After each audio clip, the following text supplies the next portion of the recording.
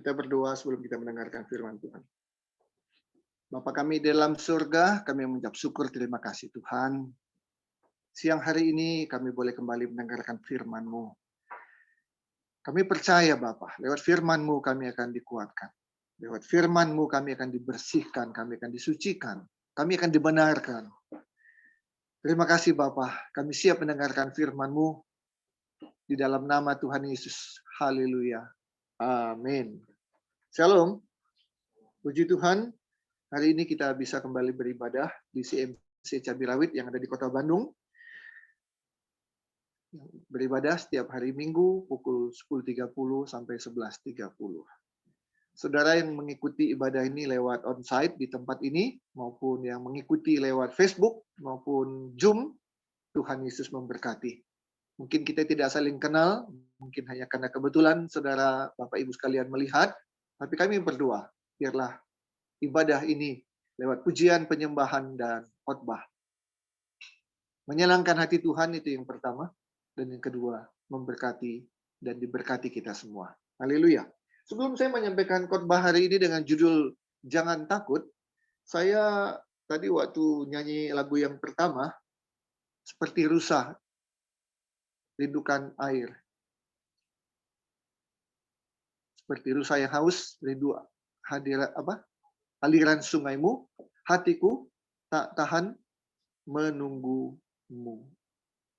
Sebelum saya masuk dalam khotbah, berapa menit saya mau menyampaikan hal penting, saudara kekasih dalam Kristus.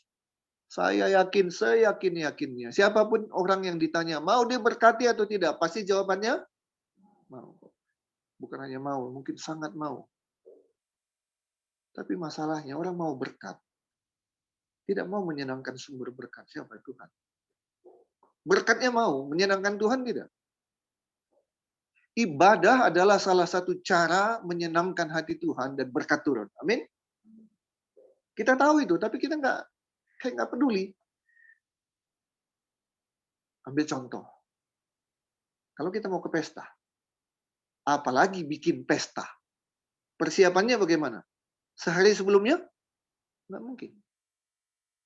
Seminggu sebelumnya, sebulan sebelumnya, bahkan mungkin 6 bulan sebelumnya. Tapi kalau kita mau ibadah, nyaris tanpa persiapan.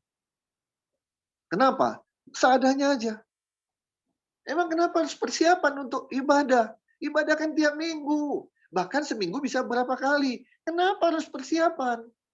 Lagu yang tadi kita nyanyikan, seperti rusa yang haus, rindu aliran sungaimu. Hatiku tak tahan menunggumu. Saya rindu. Jemaat di tempat ini, saudara yang menyaksikan, mengikuti ibadah ini lewat streaming. Mari kita punya kerinduan kalau mau ibadah. Contoh kecil, suami istri mau berangkat. Istri bilang, Pak, ayo dong cepat. Tunggulah sebentar lagi. Emang lagi ngapain? Ayo tunggu aja sebentar lagi. Dia nggak ngapa-ngapain. Tapi nggak langsung siap-siap. Atau kebalikan.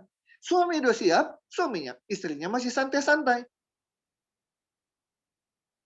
Jangan sampai terjadi seperti itu, saudara kekasih dalam Kristus. Tuhan tahu. Orang lain pun nggak tahu. Gembala nggak akan tahu. Tapi Tuhan tahu. Apakah saudara punya kerinduan atau tidak dalam menghadapi ibadah? Kalau mau pesta, baju dipersiapkan jauh-jauh hari. Dipilih bahannya, dipilih modelnya, dan dipilih warnanya. Tapi waktu kita ibadah, yang penting pakai baju. Yang penting pakai celana. Yang nggak boleh adalah nggak pakai baju, apalagi nggak pakai celana. Cuman itu kah? Di mana hormat kita dalam ibadah kepada Tuhan? Saya nggak menganjurkan pakailah jas, pakailah pakaian yang terbaik, pakailah long dress. Tidak. Tapi yang saya mau katakan, jangan berpakaian seadanya. Itu yang saya mau sampaikan. Kita mau meeting, berani kita berpakaian seadanya ngikuti meeting? Nggak berani. Tapi kalau ibadah, kita nggak peduli. Seadanya aja. Mari belajar saudara, kalau mau berkat, senangkan sumber berkat, pemberi berkat. Salah satu caranya dalam beribadah, sungguh-sungguh ada kerinduan. Jangan datang terlambat. Yang pertama, bawa Alkitab. Dua, menyanyi dengan sungguh-sungguh. Jangan mulutnya aja yang komat kamit tapi nggak ada suara. Pakai pakaian yang pantas dan ibadah dengan hatimu. Tanpa engkau minta, berkat pasti turun atas dirimu. Amin. Haleluya. Kita sekarang masuk ke khotbah. Judulnya adalah Jangan Takut. Mari kita ucapkan bersama-sama. Jangan takut. Satu kali lagi. Jangan takut. Satu kali lagi. Jangan takut. Puji Tuhan. Saudara kekasih dalam Kristus, dalam hidup ini ada banyak ketakutan. Waktu saya posting di Facebook, flyer, khotbah, dan ibadah hari ini, kemudian saya share ke berbagai grup rohani, dan orang-orang yang saya kenal, ada beberapa kasih komentar. Yang satu, itu kan judulnya jangan takut, topik khotbahnya. Saya sih inginnya saya memilih takut sama Tuhan saja. Ada yang komentar begitu. Padahal judul khotbahnya jangan takut, tapi dia memilih takut. Tapi saya takutnya sama Tuhan saja. Oke, saya senyum. Ada yang komen, bagaimana kalau takut sama istri? Ada lagi yang komen, ini, itu, dan sebagainya. Banyak. Saya mau sampaikan Bapak Ibu Saudara, hari ini saya mau sampaikan ada 4 ketakutan manusia. Tapi bukan hanya itu ketakutan manusia. Bisa 5, bisa 6, bisa 7, bisa 10, bisa banyak. Tapi karena khotbah hari ini hanya 30 menit, nggak mungkin saya bahas seluruhnya. Kecuali seminar sehari atau setengah hari. Jadi saya hanya mengambil 4. Tapi bukan berarti hanya 4 saja ketakutan manusia. Ya, saya hanya ambil 4 saja ketakutan manusia. Padahal Tuhan bilang jangan takut. Apa itu ketakutan manusia? Yang pertama adalah manusia takut mati. Benarkah manusia takut mati? Kebanyakan begitu. Ada manusia yang memang nggak takut mati. Siapa mereka? Orang yang petualang-petualang. Kalau kita lihat videonya, aduh dia naik ini gunung, naik bukit tinggi tanpa pengaman. Kalau terpeleset gimana? Mati langsung. Dia nggak takut, yang nonton yang takut. Dia nggak takut mati. Siapa itu yang pemanjat gedung-gedung itu? Yang terkenal. Akhirnya udah selesai ditangkap. Nggak takut mati. Ada orang yang ngebut, nggak takut mati. Pakai helm juga enggak, gitu ya. Kalau kita ngelihatnya, aduh, ngeri. Nggak takut mati. Hanya sebagian orang nggak takut mati. Tapi sebagian banyak orang takut mati. Bagaimana saya bisa membuktikan manusia takut mati? Gampang. Ya. Ada pertanyaan begini. Siapa yang mau masuk surga? Acung tangan. Kira-kira kalau saya tanya di sini, siapa masuk surga? Acung tangan. Acung tangan. Semua acung tangan. Betul? Pengen masuk surga? Pasti jawabannya? Betul. Sekarang saya tutup dengan pertanyaan. Ayo, siapa mau duluan? Acung tangan. Pengen masuk surga. Ya kan? Cara masuk surga gimana? Matilah, gitu kan? Tapi siapa mau duluan? Artinya duluan masuk surga dengan cara mati. Siapa? Duluan aja deh. Saya kalau bisa nyusul aja belakangan. Nah, itu manusia takut mati. Oke, mari kita buka. Filipi 1 ayat 21. Filipi pasal 1. Silakan buka Alkitab saudara masing-masing yang ada di rumah. Ambil Alkitabmu dan mari kita baca. Filipi pasal 1 ayat 21. Bagi orang-orang yang takut mati. Ya. Kita baca. 1, 2, 3. Karena bagiku hidup adalah Kristus. Dan mati adalah, sekali lagi, dan mati adalah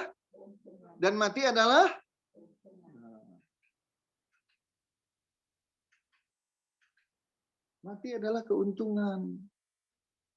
Jadi kalau mati itu adalah keuntungan, kenapa takut? Kan memperoleh keuntungan. Kalau sudah memperoleh keuntungan, kenapa harus takut? Orang untuk berbisnis aja ada risiko rugi, orang nggak takut tuh. Rugi ya bikin lagi, rugi ya bikin lagi. Kenapa? Ya saya punya pengalaman, banyak alasan. Ya, saya jadi dapat teman, pokoknya mulai lagi, dan akhirnya saya sukses. Seluruh kerugian saya di total nggak ada artinya dibandingkan keuntungan saya setelah saya berhasil. Orang nggak kapok-kapok, nggak takut rugi, karena mengejar keuntungan.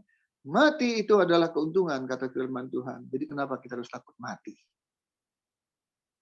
Satu lagi, kita buka Matius 10 ayat 39. Nah ini hati-hati saudara kekasih dalam Kristus. Hati-hati orang yang takut mati. Apalagi mempertahankan hidupnya habis-habisan. Supaya tetap hidup dan tidak mati. Awas. Hati-hati. Matius 10 ayat 39. Ini peringatan buat orang yang takut mati. Dan kemudian mempertahankan kehidupannya habis-habisan. Matius 10 ayat 39, sama-sama kita baca. 1, 2, 3. Barang siapa mempertahankan nyawanya, ia akan kehilangan nyawanya. Dan barang siapa kehilangan nyawanya karena aku, ia akan memperolehnya. Ayo, awas. Pertahankan nyawamu, engkau pasti kehilangan nyawamu. Saya pernah saya pernah baca sebuah tulisan yang kurang lebih isinya begini. Seorang samurai, tahu samurai ya?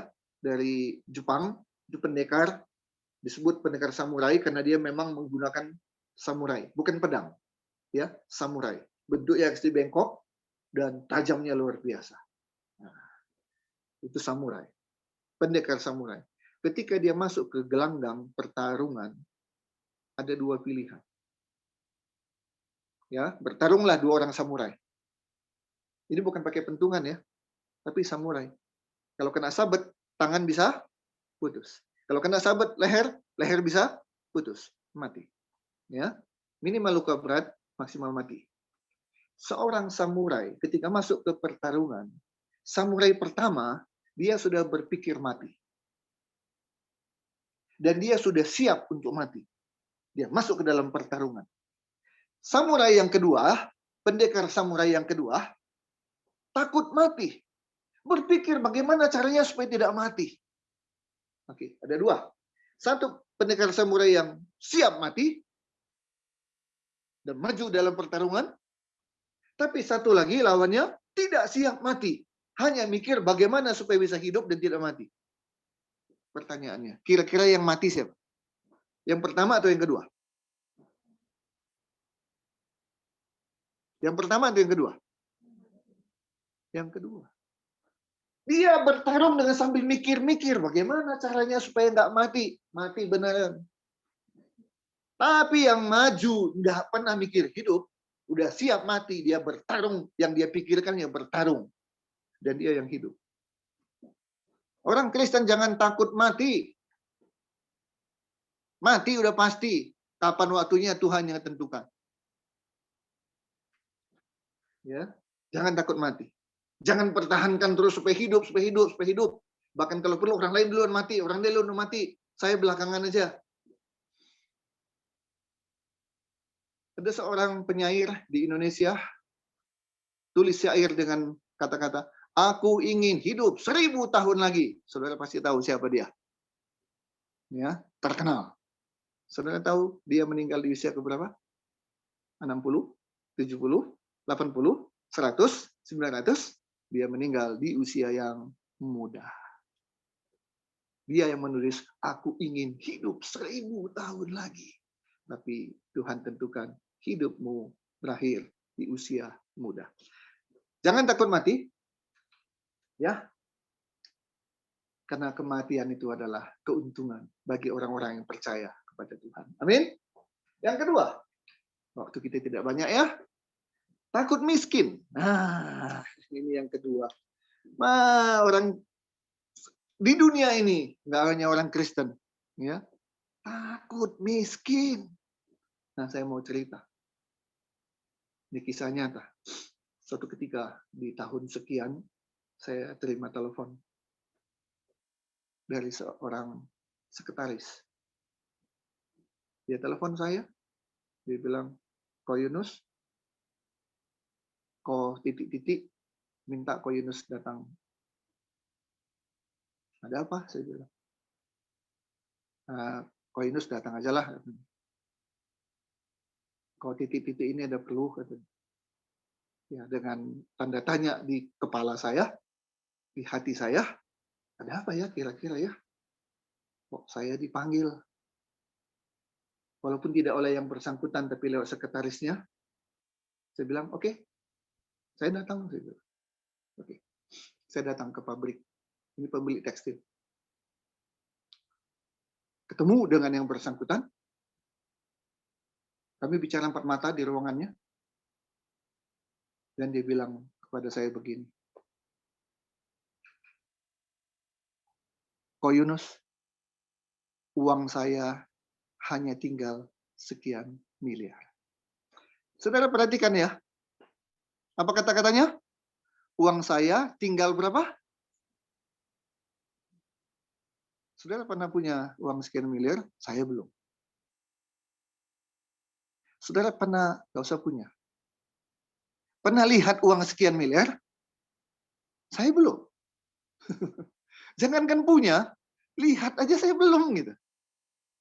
Tapi ini punya, tapi dia bilang, Ko Yunus, uang saya hanya tinggal sekian miliar. Dulu hanya punya 1 pabrik tekstil, sekarang punya 3 pabrik tekstil, tapi 1 harus dijual dan sudah terjual, 1 diambil oleh bank. Tinggal 1. Tempat kami bertemu. Dia bilang, uang saya tinggal sekian miliar. Stres, depresi. Saudara orang Bandung pasti tahu ada kisah nyata, ada berita, ada yang jatuh dan meninggal loncat dari lantai 4. Dulu BSM, Bandung Supermall. Saya tidak sebut nama, mau ingat-ingat, enggak. Siapa ya, cari tahu sendiri. Tapi yang saya ceritakan adalah kisah nyata. Mungkin orang nggak tahu, atau orang tahu, oh kenal si itu. Tapi saya bilang hari ini, beliau sempat bilang ke saya hanya punya sisa uang sekian miliar. Ya, sekian miliar bisa banyak sekali, tapi sekian miliar bisa sedikit sekali. Tergantung. Orang yang tidak pernah takut miskin, nggak pernah takut kehilangan uang. Tapi ada orang yang kalau uangnya sudah berkurang, mulai dia cemas. Makin berkurang, mulai dia tegang. Makin berkurang, mulai dia panik. Nah, hari ini kita mau belajar. Jangan takut miskin. Kita buka Filipi. Kita buka Filipi.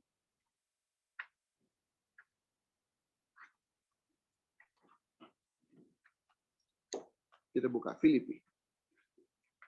Pasal 4. Ya, ayat 19. Filipi 4 ayat 19.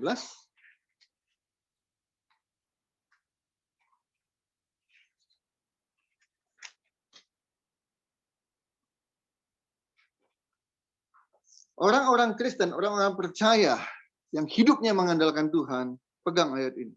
Filipi 4 ayat 19. 1, 2, 3. Allahku akan memenuhi segala keperluanmu menurut kekayaan dan kemuliaannya dalam Kristus Yesus. Kalau ada orang yang menanggung hidup kita dan dia manusia, pasti itu ada batasnya. Karena kekayaan manusia terbatas, kemampuan manusia terbatas. Tapi kalau ada yang menjamin hidup kita, dia adalah Tuhan, maka kekayaan dan kemuliaannya kekal selama-lamanya. Kita akan terjamin. Bukan terjamin kaya ya, tapi terjamin hidup kita dicukupkan menurut keperluan kita, bukan keinginan kita. So, kalau keinginan kita lebih banyak orang didasari oleh gengsi. Pakai baju ini demi gengsi, beli tas ini demi gengsi, beli motor itu demi gengsi, beli mobil ini demi gengsi. Semua landasannya adalah gengsi. Tuhan tidak suka itu. Tuhan akan berikan sesuai dengan keperluan kita, kebutuhan kita. Bahkan Tuhan lebih tahu apa yang kita butuhkan daripada yang kita butuhkan. Itu aneh ya. Untuk kebutuhan kita, Tuhan lebih tahu. Sebelum kita ngomong kebutuhan kita, Tuhan sudah tahu terlebih dahulu apa yang menjadi kebutuhan kita. Bahkan, apa yang kita anggap kebutuhan kita, Tuhan bilang, tidak. Itu bukan kebutuhanmu. Kebutuhanmu adalah yang ini. Jadi, Tuhan tidak sediakan bagi kita keinginan kita, atau kebutuhan versi kita, tapi memang betul-betul kebutuhan yang Tuhan tahu, dan itu yang Tuhan berikan pada kita. Jadi, jangan takut miskin.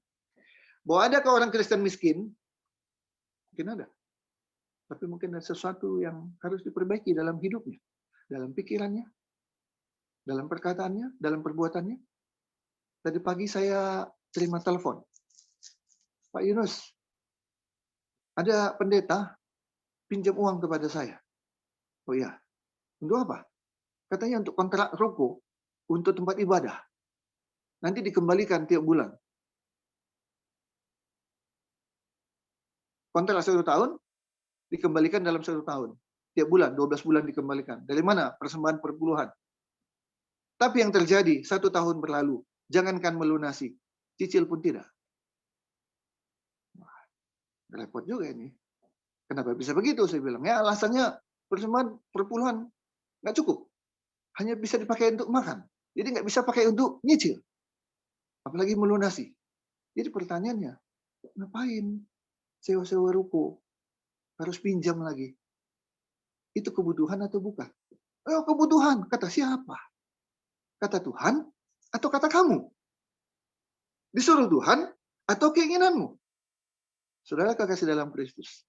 Apapun kebutuhan kita, dan kalau Tuhan memang betul mengatakan, yes, itu kebutuhanmu, jangan takut, Tuhan pasti sediakan.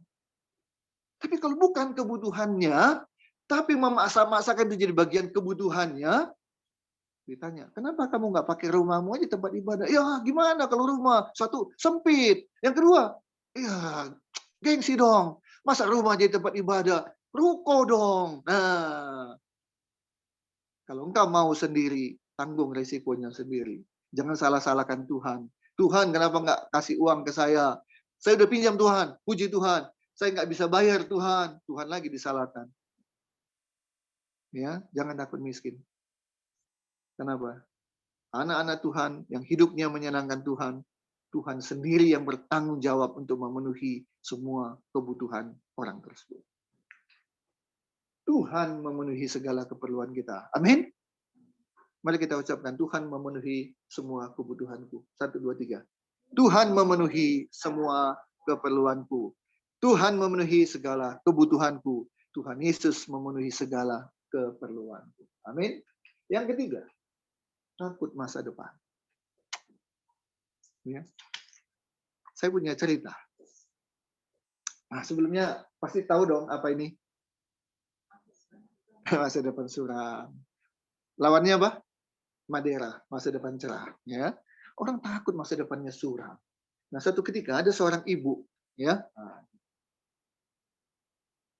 ada seorang ibu ketemu dengan seorang pendeta. Dia bilang, Pak Pendeta, aduh saya galau, saya risau. Kenapa Bu? Saya punya anak perempuan. Nah, oke. Terus kenapa? Nanti kalau anak perempuan saya menikah, dapat suami, menantu saya, kalau ternyata dia tidak bertanggung jawab, tidak menafkahi anak saya, menganggur saja, di rumah aja, dan yang paling celaka, KDRT lagi seperti artis itu, ya, main tangan. Aduh, bagaimana ini Pak Pendeta? Tidak punya menantu, Anak putri saya tidak menikah, saya juga risau. Tapi nanti dia menikah, dapat suami yang begitu, saya lebih risau. Aduh, bagaimana ini masa depan putri saya, Pak Pendeta? Pak Pendeta bertanya, sebentar Bu, saya mau tanya. Putri Ibu sudah punya pacar? Dari situ kan Ibu bisa kenal dulu sebelum dia menikah. Belum punya, Pak Pendeta. Oh, belum punya. Ya. Berapa umur putri Ibu? Baru 3 tahun, Pak Pendeta. Anaknya putrinya baru 3 tahun.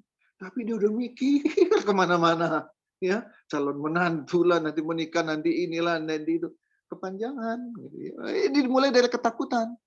Masa depan anaknya akan seperti apa? Ada anak sekolah juga mikir, aduh masa depan saya seperti apa? Cari kerja susah dan sebagainya. Nah, kemarin juga saya dapat WA. Pak Inos masih kenal saya? Aduh, saya bilang, siapa ya? Saya bilang, saya yang dulu ini. Nah, saya mulai ingat kasusnya, ini masalah hukum, saya ingat kasusnya. Tapi orang ini saya nggak ingat. Yang saya bantu waktu itu saya tahu, saya ingat. Saya yang ini dulu ini. Nggak ingat saya, gitu ya. Nah, ya oke lah, saya bilang. Ada apa? Pak Inos bisa bantu saya? Bantu apa? Saya nggak punya pekerjaan. Sudah lama menganggur. Sekarang jadi pemulung. Tinggal pun di tempat kaki lima. Bersama dengan putri saya.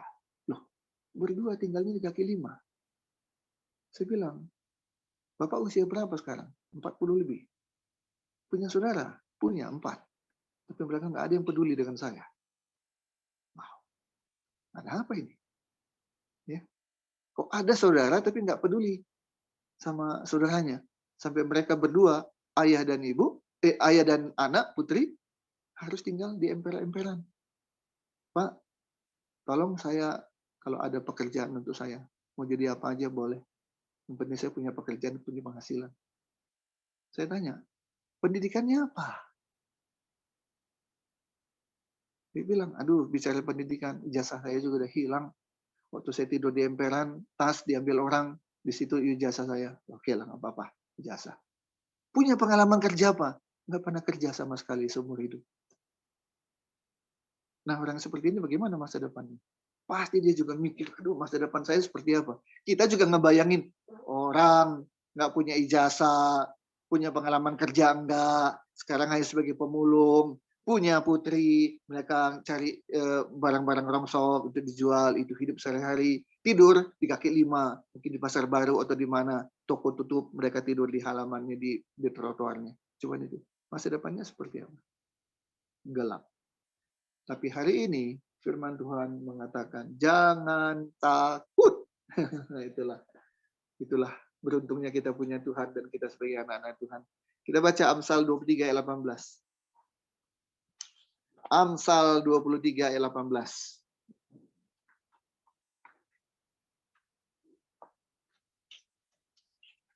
Amsal 23 ayat 18. Sama-sama kita baca. 1, 2, 3. Karena masa depan sungguh ada. Dan harapanmu tidak akan hilang. Jadi masa depan ada? Ada. Untuk siapa?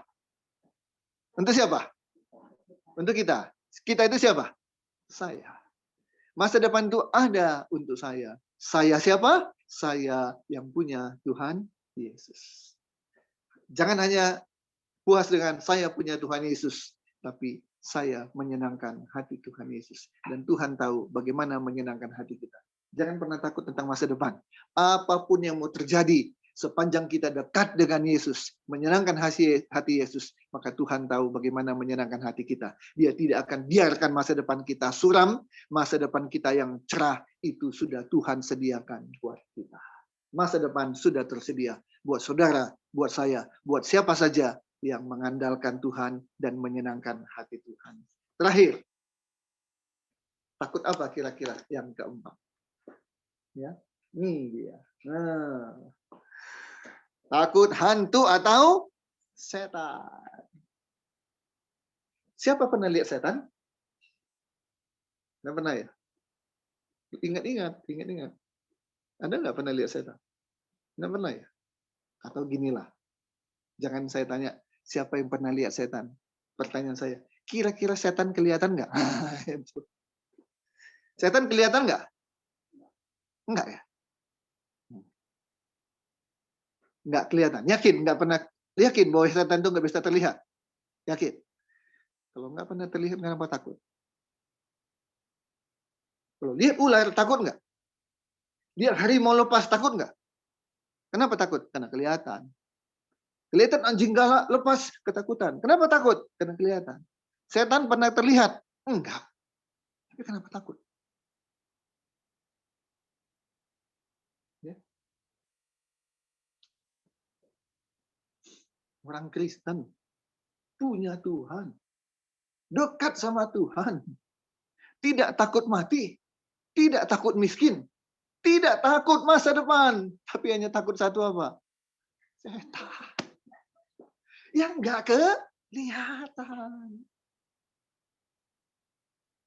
Bagaimana saya bisa tahu? Bagaimana saya bisa menduga orang Kristen yang 3 hal tidak takut, tapi setan dia takut?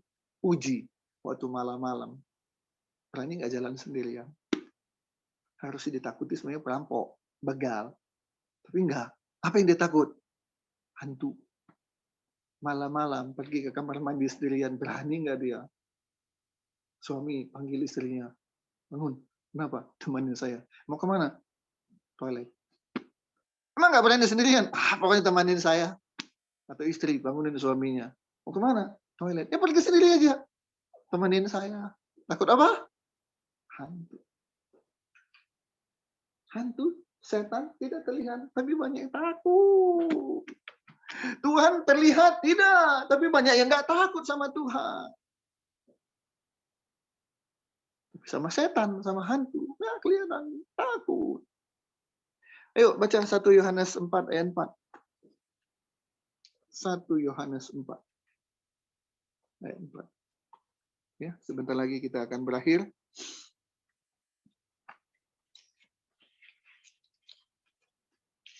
1 Yohanes 4 ayat 4.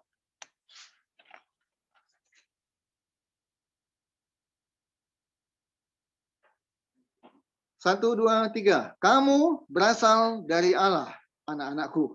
Dan kamu telah mengalahkan nabi-nabi palsu itu. Nah ini dia. Apa? Sebab roh yang ada di dalam kamu lebih besar daripada roh yang ada di dalam dunia. Roh di dunia ini.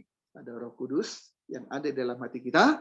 Ada juga roh setan, roh iblis. Ya, tapi firman Tuhan bilang roh kudus lebih besar, lebih kuat daripada roh yang ada di luar sana. Jadi jangan pernah takut. Ya, kalau takut berarti kita lebih percaya sama si setan, sama si iblis, sama si hantu daripada Roh Kudus. Balik, kita lebih percaya pada Roh Kudus. Roh Kudus sanggup melindungi kita. Roh Kudus sanggup menjaga kita sehingga tidak perlu takut sama hantu atau setan. Ayat terakhir kita baca Matius 14 ayat 27. Matius 14 ayat 27 sebagai ayat yang terakhir. Matius 14 ayat 27. Ya. Matius 14 ayat 27. Sama-sama kita baca. 1, 2, 3. Tetapi segera Yesus berkata kepada mereka, tenanglah. Aku ini. Apa? Jangan takut. Siang hari ini Tuhan bicara, tenanglah. Ini ada aku. Selama ada Yesus di samping kita, maka semuanya tenang. Jangan takut. Ya, haleluya. Mari kita berdiri, kita mau berdoa. Silakan kita berdiri, kita berdoa untuk firman yang sudah kita dengarkan bersama-sama. Terima kasih Tuhan Yesus buat firman yang sudah kami dengarkan. Jangan takut. Selama kami bersama Yesus, Yesus bersama kami, Roh Kudus ada di dalam kami, maka tidak ada hal yang perlu kami takuti lagi. Tuhan yang menjamin hidup kami, masa depan kami. Tuhan mencukupkan kami, sehingga apapun yang akan terjadi selama Tuhan bersama kami, maka kematian adalah keuntungan bagi kami. setan iblis tidak akan bisa mengganggu kami karena Tuhan menyertai kami. Dalam nama Yesus, haleluya, amin.